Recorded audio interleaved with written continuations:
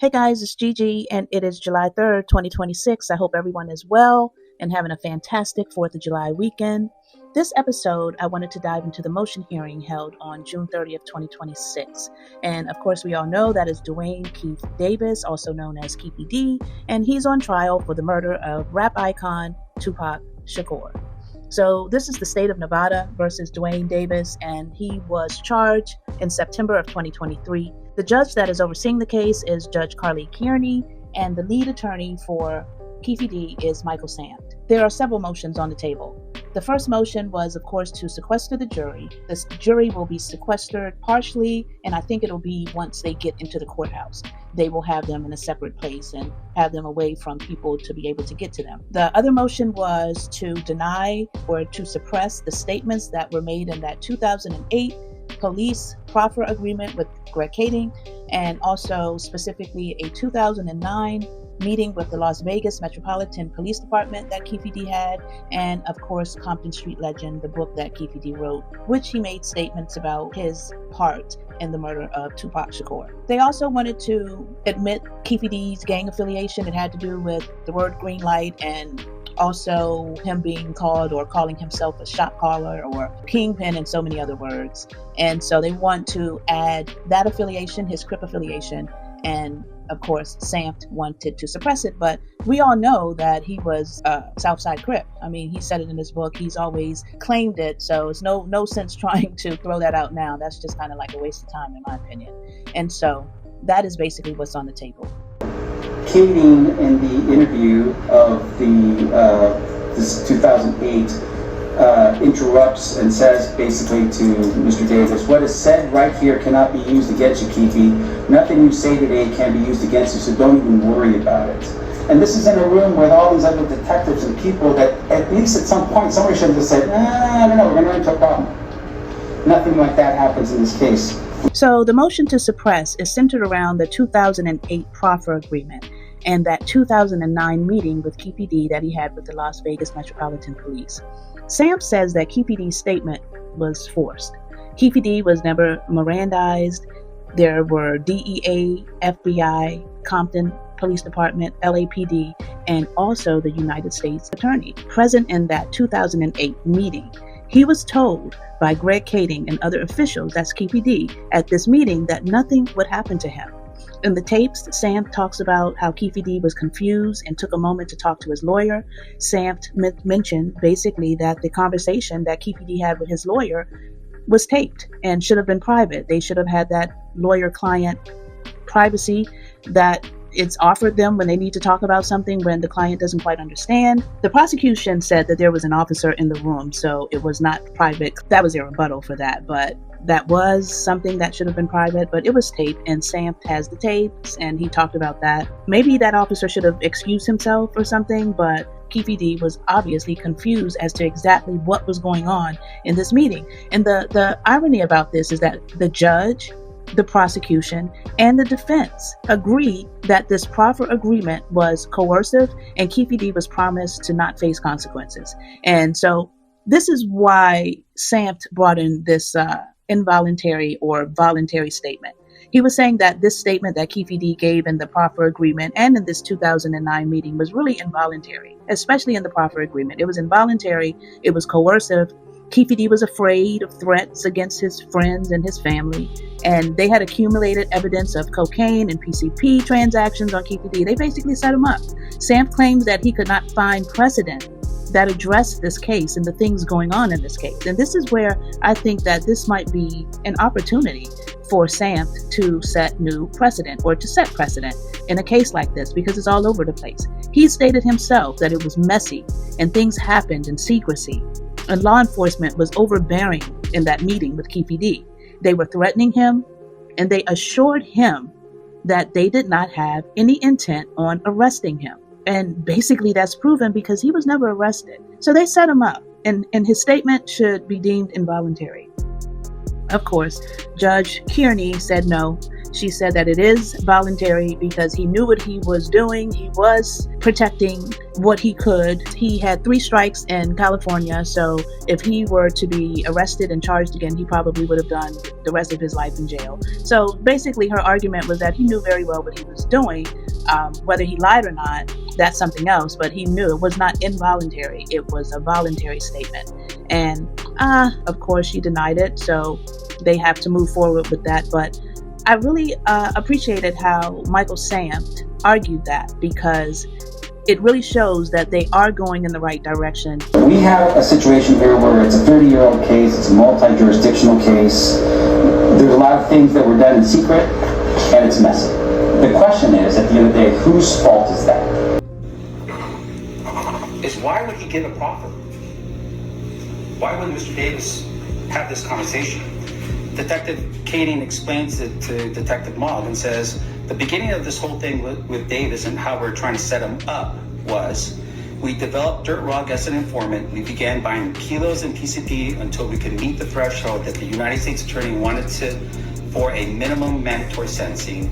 We wanted to get as much leverage as we could, which would have been a life case for narcotics based upon his prior convictions, and so that's what we did. We just started to work up the dope case and got to the threshold that Tim Seawright, once again the United States Attorney, wanted, and then approached Keefie D and said, here's the deal. I don't know how that's involuntary. When you have Detective Kading, who's present, who's there, who's meeting and having a very private conversation with Detective Mogg and is explaining things the way he recalls it, that's not voluntary. So you know what else I found interesting? Greg Kading is now considered a private citizen. So it's like they have gone out of their way to make sure that the LAPD and none of these other organizations can be sued, because now they're saying that all of this happened under Greg Kading's watch, and he is no longer a detective. He is a private citizen. So everyone is running away from Greg Kading. The idea of Detective Kading, I think, is another problem. Now, Detective Kading, according to what the state has filed in their opposition, is that he's a private citizen, which I don't know. Maybe that was mistyped. It's pretty clear, Detective. You give me a look. Is that because I think at the end of the day that the idea of Detective Kading being a private citizen and somehow, and once again, this is in their motion. This is page 18. They say the following: Nevada exercised no coercive police activity against the defendant in connection to the 2008 proffer. No Nevada officer interrogated him. No Nevada officer threatened him. No Nevada officer made any promise to him. The Kading assurance came from a federal task force detective operating under a federal proffer arrangement to which Nevada was not a party. Greg Kading is the biggest name in all of the cases just about that I've read recently, including Tupac Shakur. This one, everything is centered around this Greg Kading. And I'm just so happy that it's all coming out. This is all because of Greg Kading and this proffer is not documented properly. So there is a lot of shenanigans going on with this proffer. But again, it is not Keffe D's fault. It is the DEA, the FBI, the LAPD, Compton PD, and the United States Attorney that was in that meeting. They gave Keffe D this proffer agreement for why? That's the question. I think that Michael Samt is going down the right path. He even talked to Yusef Jah, or Detective Mogg, or one of the people talked to Yusef Jah. And Yusef Jah said he basically lied. He basically made it up.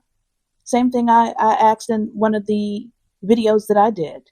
Where is Yusef Jah, and why isn't he talking? But come to find out, he did talk, and he said he made it up. So you have somebody to corroborate the story that's a made-up story. Compton Street Legend is a made-up story. However, it's going to be added into this case, and it's okay, because I do think that Michael Samt will be able to rebut a lot of what's said in the story. I mean, you still have to prove it beyond reasonable doubt that this man actually did do these crimes, even though he said he didn't.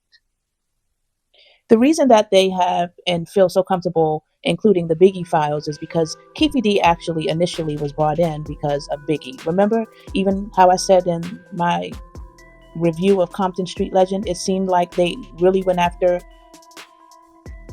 Keffe D and Orlando Anderson and the rest after Biggie was killed because they needed somebody to pin it on. I mean, it's just so obvious if you know the story. They needed someone after Biggie so that they could pin both of those crimes on someone. And Keefie D was the right person. They had been setting him up the whole time, buying the coke, buying the PCP, so they can come in and get him and make him say that he did these things. In the case, Keefie D's case, I did see a lot of requests for out-of-state witnesses. So they're going to be calling people in there. And so, the way Michael Samp is positioning himself and moving, anyone could be called. Diddy, Suge Knight, Reggie Wright Jr., David Kenner, any of them could be called because these people are mentioned in his book and they want the book to stay in, rotation. So let it stay in rotation. I think that is going to play against the prosecution. I think the prosecution has a really flimsy case. I mean, they're just saying that this wasn't privileged information. The 2009 information is admissible because basically he said it. That's their thing. They're just making him stick to his words that he said. And it's just, to me, gonna fall because there's no foundation around it. There's too many other stories that are connected to that. There are too many other stories that can come out of that. So I think it's a good thing that they have not taken out Compton Street Legend because it is a way that all of these other witnesses can be called in. Otherwise, they couldn't really be called in. So I think it's a good thing. And I think Michael Samp is on the right road. At first, I did think that he was basically trying to protect the police by trying to get these statements thrown out. But after seeing him in action, which is a pleasure to see, I didn't want to see him and don't want to see him on podcasts because that actually makes the podcaster and Michael Samp look compromised. But to see him in action is something different.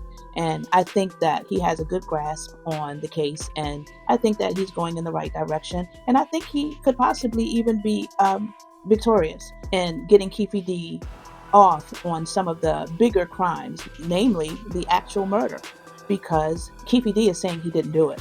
He was coerced. And so all of that is going to come out in this case. So I think it's on the right road and I am looking forward to following it. Thank you guys for listening and peace. This is Gigi.